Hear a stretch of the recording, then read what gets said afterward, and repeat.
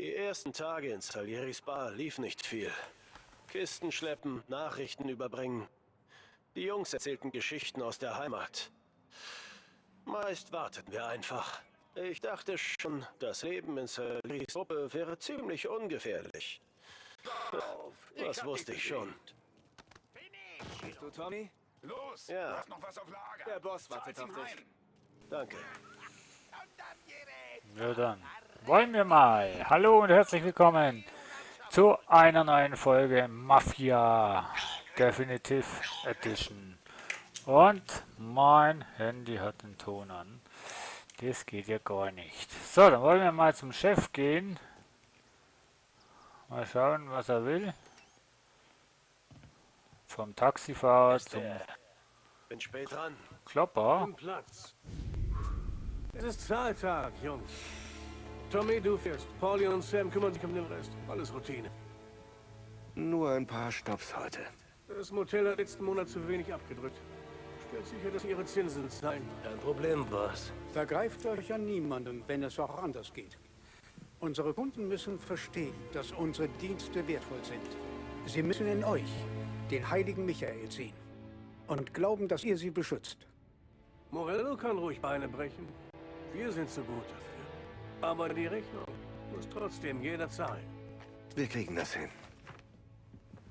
Hol dir bei Ralph hier ein Auto. Okay, Boss. Okay, jetzt kommen wir ins Mafia-Leben herein. Vinny richtet aus, dass er was für dich hat, Tom. Geh zuerst zu ihm. Wahrscheinlich nur ein Märchen über einen Kerl, den er vor 20 Jahren erledigt hat. Winnie, wo bist du denn? Ach, der Winnie mit den Knarren. Der Knarren-Winnie. Ja dann. Hey, da ist er ja. Das hier. Dachte gleich an dich.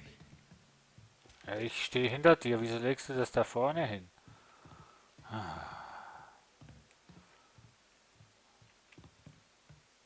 Oh, ein Colt. Geschossen? Auf dem Jahrmarkt am Schießstand. Verstehe. Ist ja das zählt. gleiche, oder? Visier das Ziel da drüben an. Gute Haltung, richtig fies. Yes. Klick, klick. Peng. Gehirn an der Wand. Okay, jetzt das Nachladen. Okay, Trommel öffnen und los geht's. Gut, eins noch. Versteck sie. Drücke H, um die Steck sie Waffe in den wegzustecken. Fertig. Wenn die Schießerei losgeht, gehe Deckung und scheiß dich nicht ein. Danke, Vincenzo. Weiß ich zu schätzen. Hey, für Frank und den Boss bin ich Vincenzo. Für dich, Vinny. Winnie the Gunman. Okay, Winnie, danke. So. Dann wollen wir noch ein Auto organisieren. Ich hoffe mal eins, das Ihr müsst schnell heute ist. vorsichtig sein. Ich habe mit Biff gesprochen. Morello ist immer noch wegen der Autos wütend. Weißt du, wie du in so ein reinkommst, Tommy? Mit dem Ellbogen. Reingreifen. Simpel. Und ich muss dann das Fenster wieder reparieren. Sieh zu. Und lerne. Dein richtiger Magier, Ralph.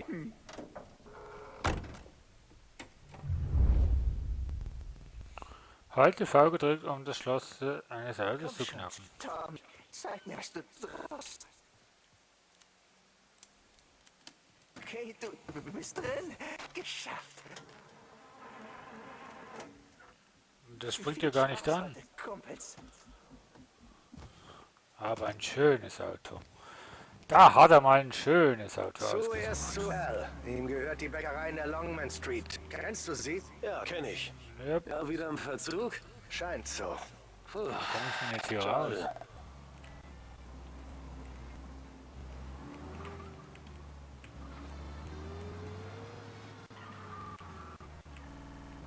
So. Wir sollen ja nicht rasen, also machen wir den Tempomat ein.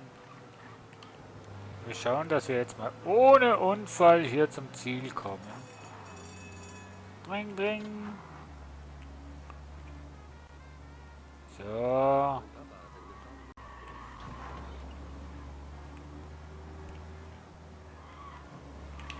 Och. Ja komm, lauf. Lauf.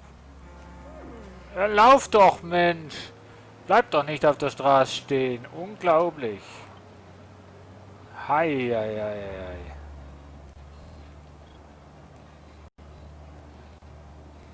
So.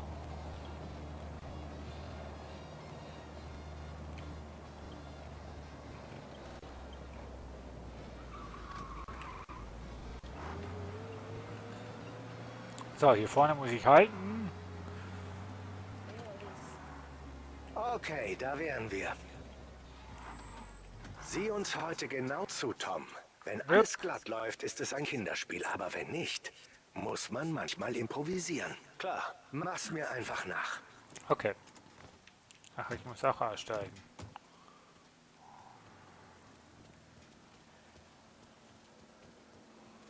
Ich frage mich, wie ich laufen kann. Ups. Sam, Pauli, wie geht's? Gut, danke. Und klar, Julia?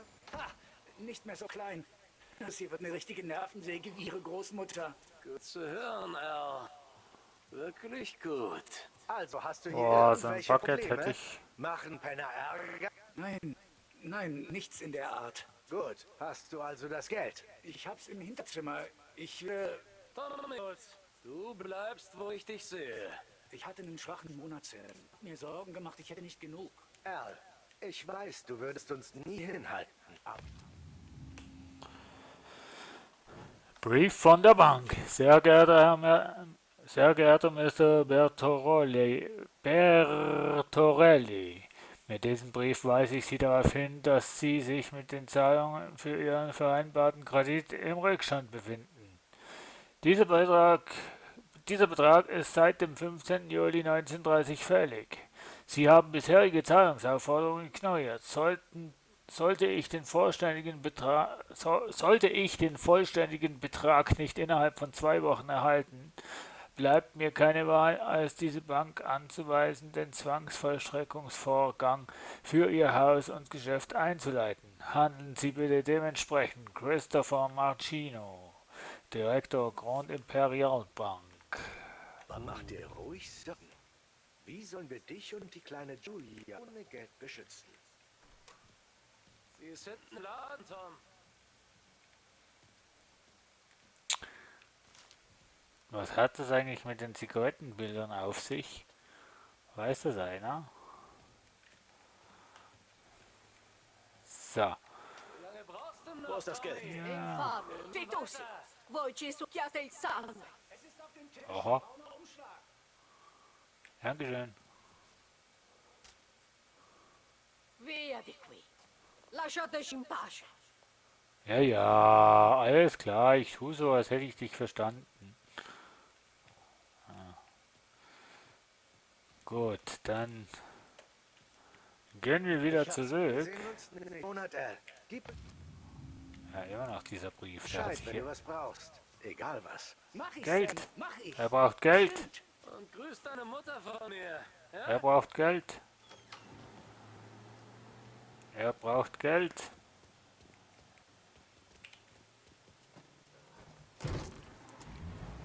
Er braucht immer noch Geld. Wir klemmten ihm das Geld ab und er bräuchte noch Geld.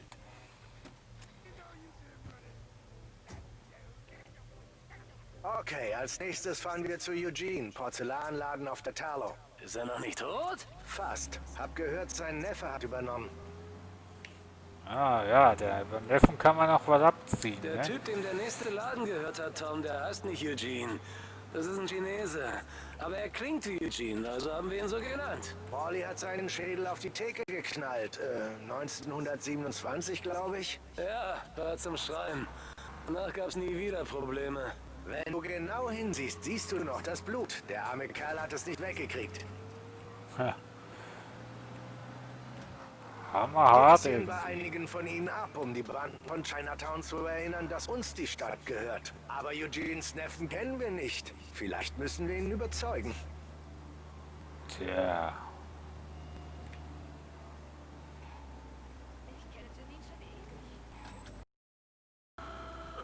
Ach, ich lieb's, wenn sie hupen. Ich lieb diese Hupen aus den 30ern. Ich finde, das könnte man doch in der heutigen Zeit wieder hinkriegen. Muss mal schauen, ob es für eine Hupe für das Fahrrad gibt. Ach, herrlich. So.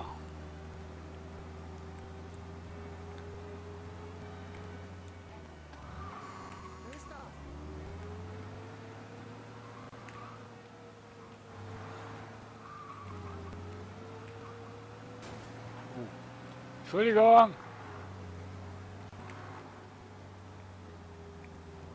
So, jetzt sind wir ja gleich da.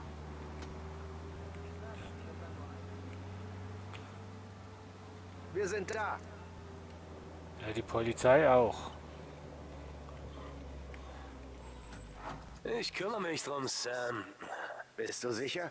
Ich bin sicher. tragen Nerz und Schlemm. Und vor den Fenstern Okay. der Restaurants verhungern die Menschen. Er kümmert sich allein um den Laden? Ah, wenn Pauli geladen ist, muss er allein etwas Dampf ablassen. Man muss ihn einfach machen lassen. So ist er eben. Manchmal hört man es in seiner Stimme. Dann muss er den einsamen Wolf geben. Hält ihn glücklich. Ich habe irgendwie so das Gefühl, dass das nicht sauber abgeht. Ja, Eugenes Neffe hat gerade nicht viel Spaß. Dann gibt es keinen Halten für Pauli. Wir haben mal einen Schneider in Holbrook in die Mangel genommen. Der sitzt jetzt im Rollstuhl. Ja, ein Elefant im Porzellanladen, ne? Ist dieser Pauli jetzt. Weitergehen, Leute, weiter. Da kommt er. Er arbeitet schnell. Und wie cool er da rausläuft. Fahr bevor die Lügen kommen. Wir fahren zu Bill ins Motel. Wir haben das Geld von Eugenes Neffen nächste Woche. Plus Bonus. Geht es ihm gut? Es geht ihm gut. Und die Ladentheke? Ja, hat ein bisschen Sauerei abbekommen. Viel Sauerei? Ja, kriegt er schon weg. Sobald er wieder stehen kann. Willst Ja. du wieder mit uns los, Tom? Dann gibt's noch mehr Geschichten über chinesische Neffen, die ihr eigenes Blut von Ladentheken schrubben. Ja, sieht nicht so kompliziert aus. Nicht kompliziert? Wie meinst du nicht kompliziert? Weiß nicht. Scheint euch allen zu liegen. Könnte mir also auch liegen. Also könnte das jeder machen. Pauli und ich machen das hier schon seit Jahren. Dann kommst du und denkst, du weißt schon alles? Das meine ich nicht, Sam. Das ist dein erster Tag, Kumpel. Du weißt noch nicht, was wir machen oder wie wir es machen. Sam, vielleicht solltest du... Nein, Pauli. Dieser Penner glaubt, er kann den großen Mann markieren? Typen wie ihn mache ich fertig. Ich glaube, du solltest dich entschuldigen, Tom. Entschuldigen, hä? Würde ich ja, wenn du dein beschissenes Grinsen besser verstecken könntest. Du hast ihn gekriegt, Sam! Du hast ihn! Ich konnte deine volle Hose von weitem riechen. Nee, konntest du nicht. Bei Little Tonys erster Runde mit uns habe ich ihn klein gekriegt, bevor er mich durchschauen konnte. Ja, du hast dich besser geschlagen.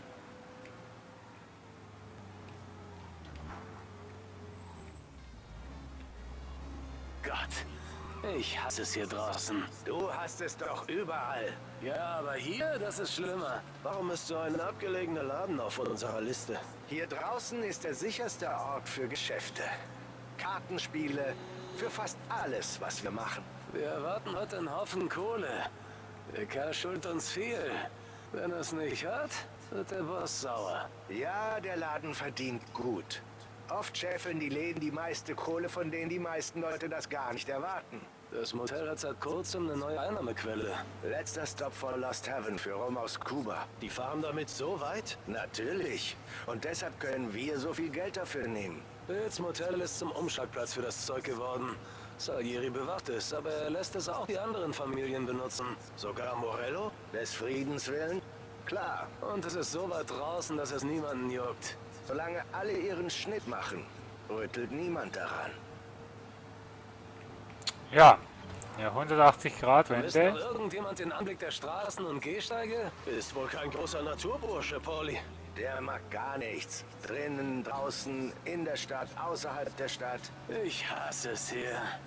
Als würden wir auf einem Feld Fusel handeln oder sowas. Man steckt immer knietief in der Scheiße.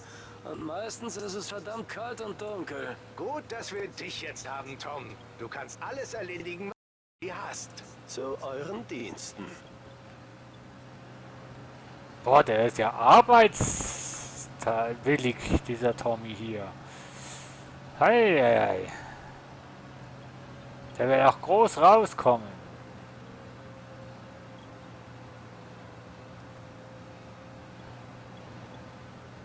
Aber schön sieht's halt schon aus hier.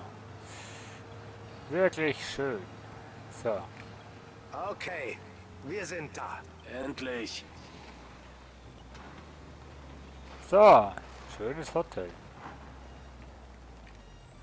Warte hier auf uns, Tom. Wir sind gleich zurück. Okay. Ach, wieso denn? Ich wollte noch mitmischen. No smoking.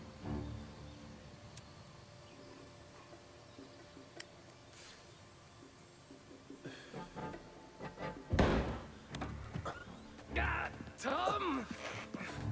Tommy, ich hab was... Oh mein Gott, Holly! Sag Salieri, der Laden gehört ab sofort uns. Kapisch? Komm bloß nicht zurück. Sonst geht's hier noch schlechter als deinen Freunden.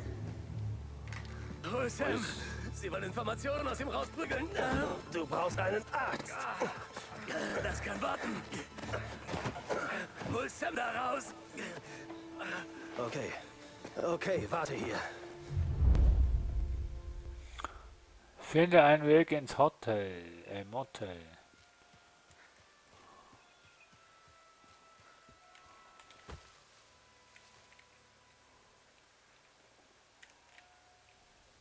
So, dann suchen wir mal.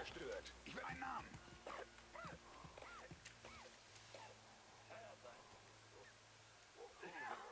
Das muss ich mir ansehen. Da wird mal hier als Wo sollte es Munition. mein sein? Woher zum Teufel soll sie das wissen?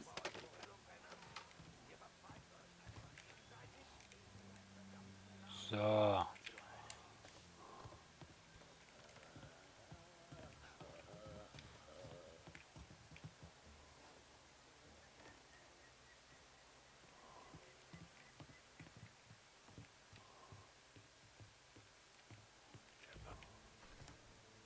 Schnappt ihn!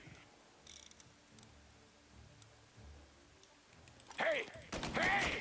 Hier drüben! Komm schon, Freundchen. Er legt nach! Vor! Dich gut erwischt, was? Mann, das läuft ja gerade ziemlich beschissen. Hey, Kuchen!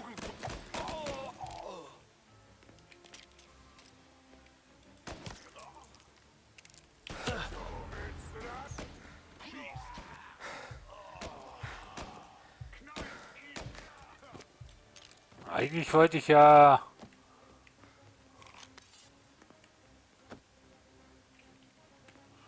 die Faust haben, aber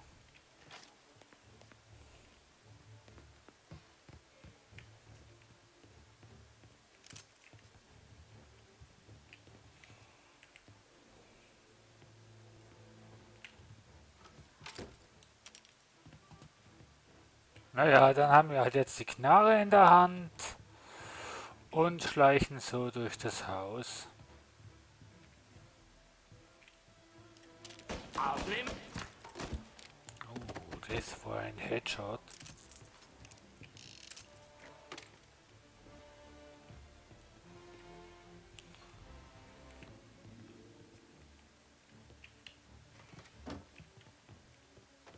Oh je.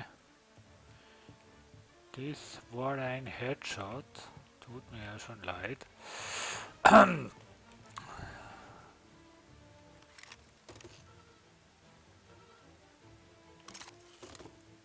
Dienstrevolver, Taschenrevolver, genau.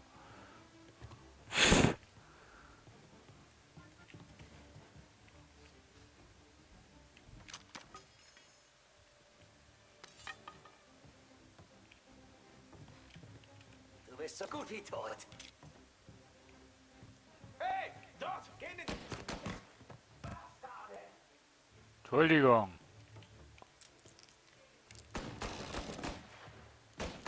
Muss nachladen, gib mir Deckung!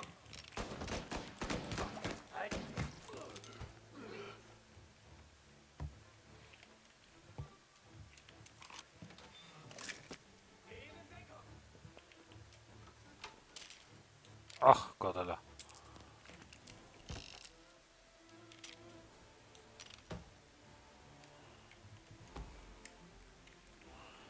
So.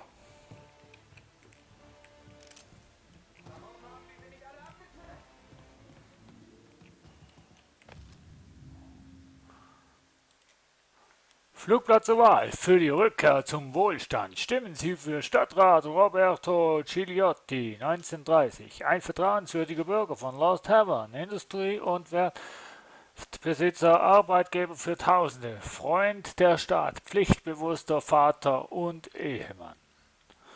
Okay.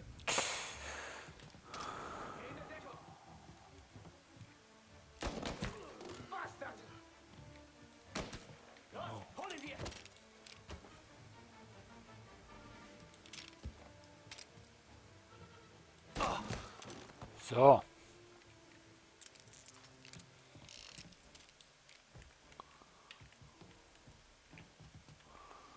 Noch jemand?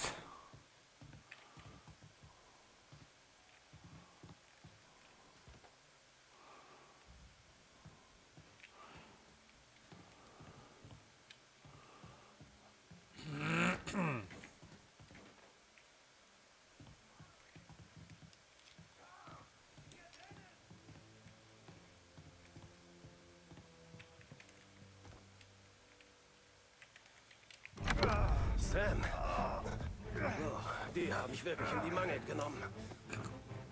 Aber du hast hoffentlich nichts gesagt. Komm schon. Du schaffst das. Also man muss ja...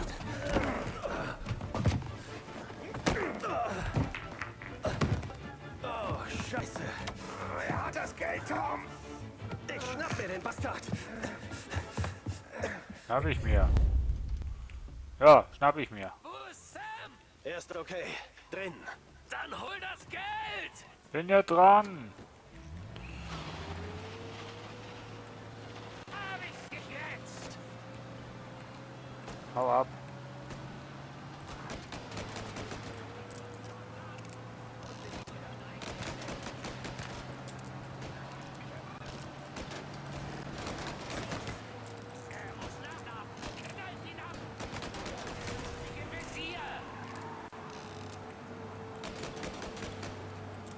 Ich weiß nicht, kann ich da irgendwie zielen? Nicht wirklich, oder?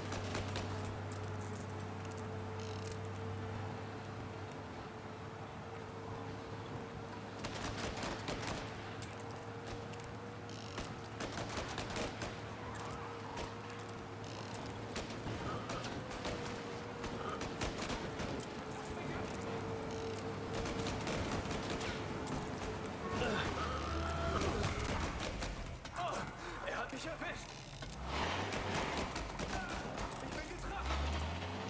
Ja, und der andere haut ab.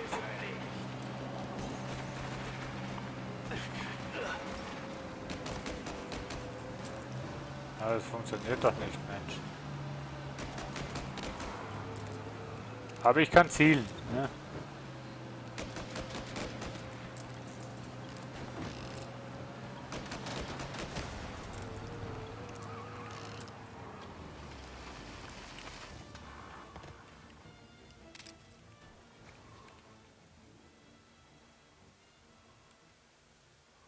So, komm raus. Da wurde mir der Preis klar, was es bedeutet, dazuzugehören. Ich hätte abhauen sollen. Aber ich wollte nicht zurück in mein altes Leben. Nee, garantiert nicht. Normaler Tagesablauf? Na, wenn das ein normales Tagesablauf war, dann weiß ich auch nicht. Ei. So, ja, das war's mit einer Folge von Mafia und wir schauen, wie es weitergeht. Bis zum nächsten Mal. Tschüss.